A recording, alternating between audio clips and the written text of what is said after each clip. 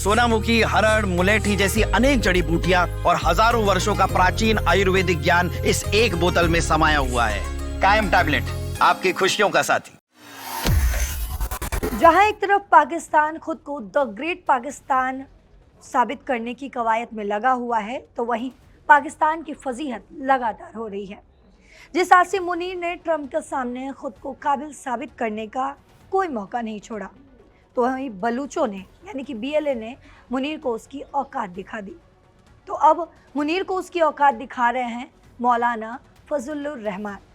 वो ऐसे बोल रहे हैं जैसे सरकार और आर्मी दोनों को ही एक साथ लाइन में खड़े कर दिए हो और कह रहे हैं कि भाई तुम दोनों ने मिलकर पाकिस्तान को बर्बाद कर दिया है।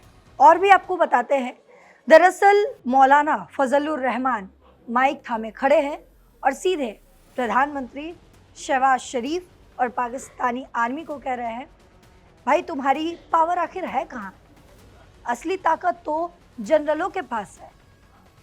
तस्वीर वही है, सिर्फ शब्द मैंने अलग बताए हैं। ये बोलने वाला शख्स ये कोई साधारण आदमी नहीं है, ये है मौलाना फजलुर रहमान, पाकिस्तान की जमीयत उलेमाए इस्लाम यानी कि AF पार्टी के सुप्रीमो। लोग इन्हें मुल्ला डीजल भी कहते हैं क्योंकि ये हमेशा सड़क पर उतरकर सरकारें हिलाते रहते हैं। इमरान खान हो, नवाज शरीफ, किसी को भी इन्होंने नहीं छोड़ा। अब बारी है शहबाज शरीफ की। अब समझिए कि आखिर पूरा मामला क्या है। दरअसल बीते रविवार को रावलपिंडी में एक बड़ी रैली में मौलाना फजलुर रहमान ने जो बम फोड़ा, वो सुनकर पाकिस्तान की सत्ता हिल गई। उन्होंने कहा है कि पाकिस्तान की विदेश नीति पूरी तरीके से फेल हो चुकी है। नतीजा, भारत दुश्मन है, अफगानिस्तान दुश्मन है, ईरान नाराज है और अब तो चीन भी नाराज है। और इसमें सबसे मज़ेदार या फिर कड़वा बयान ये था कि हाल के दशकों में हमने कभी नहीं सोचा था कि हमारी अफगान नीति इतनी बुरी तरीके से फेल हो जाएगी। अफगानिस्तान से एक अनार या खरबूजा भी पाकिस्तान में नहीं घुस सकता, लेकिन आतंकवादी रोज सीमा पार कर रहे हैं। इस पर अधिकारी कहते हैं आतंकवादी वहां से आ रहे हैं तो रोक क्यों नहीं रहे, अगर आ रहे हैं तो मार क्यों नहीं रहे। ये शब्द हैं फजलुर रहमान के। वो आगे कहते हैं कि अफगान सरकार ने कभी आपकी कार्रवाई पर ऐतराज़ नहीं किया। फिर उन्होंने आर्मी पर भी सीधा निशाना साधा और कहा, एक जनरल आता है और कहता है हम बातचीत करेंगे और यही नहीं रुकता, फिर दूसरा जनरल आता है और कहता है कि हम युद्ध छेड़ेंगे। यानी साफ कह दिया, नीति तो आर्मी ही बनाती है। शहबाज शरीफ की सरकार तो बस नाम की ही है।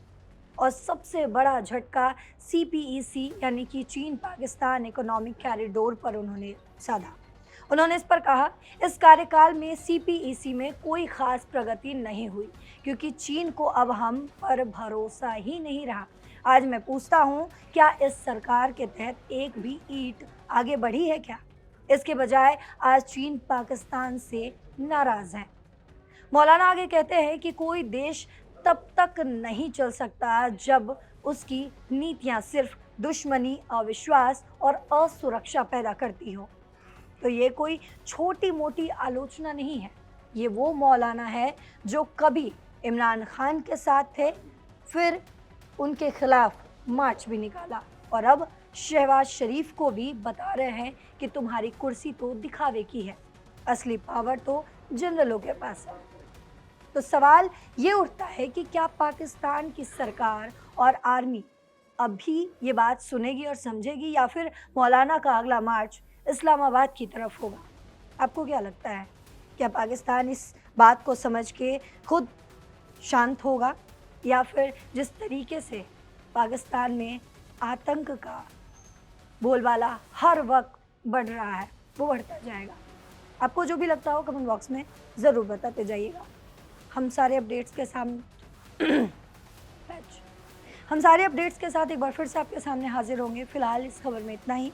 देश और दुनिया की बाकी खबरों के लिए देखते रहिए दैनिक जागरण।